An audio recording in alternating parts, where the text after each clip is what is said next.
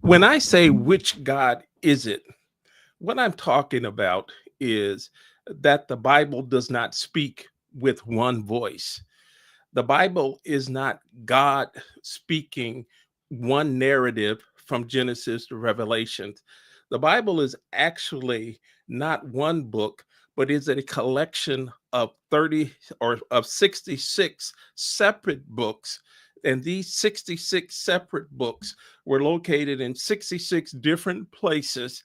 And what happened was these books were what we call canonized or brought together. And among these 66 books, when I say 66 books, I'm talking about in the Protestant Bible. I believe the Catholic Bible has 73 books, and the Ethiopian Bible, who some scholars believe is the most complete Bible, has 81 books.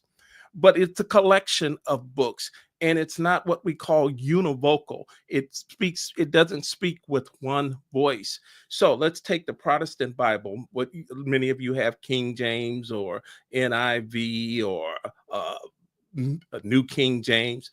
In those Bibles, you have 36 men giving their opinion or beliefs. I think beliefs would be a better word, giving their beliefs about who God is. And as a result, they give conflicting views of God. And you can get confused as who is God. They will give you a view of God is love. Then they will also talk about a God that God hates certain things. It talks about God forgives. Then it talks about God taking revenge. It talks about God of grace. And then there's God of law. Then there's a God who says, I get jealous. Then there's a God who says, well, I'm secure in myself. Then there's the God of joy. Then they say this is the God of sadness. There's the God of I'm patient. Then there's the God who's intolerant. Then there's the God of good. And then the God who says, I create the good and the evil. So which one is God? Because again, these 36 men who contributed to writing the Bible were giving their understanding of God. They were giving their points of view of God. They were giving their opinion of God.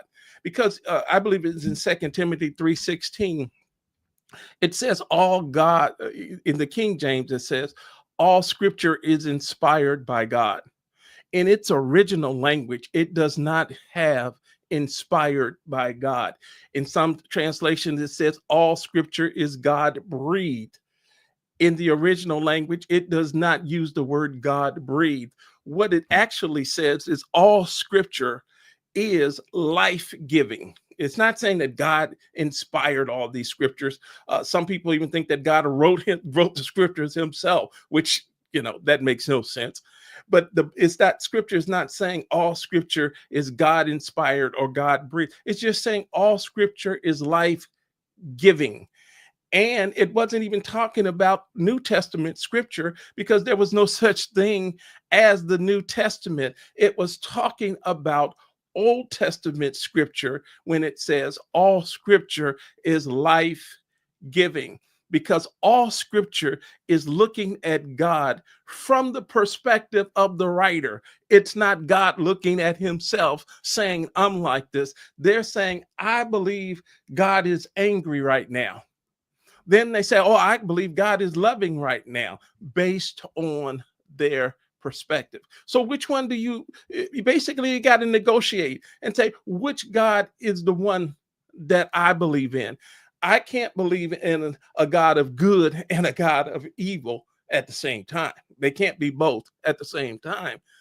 I believe in a God of love. I have settled that with all of these perspectives of God, I believe that God is love. Love means do no harm. I believe that Jesus showed us that God was love, that Jesus talked about that a new commandment I give unto you, that you love one another the way that I love you.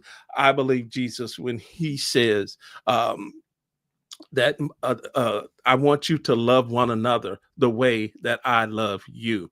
I believe what Jesus said in his prayer in John 17, when he said, and the love that God, Father, the love that you've shown me, I have shown them. But again, you believe in whatever God you want.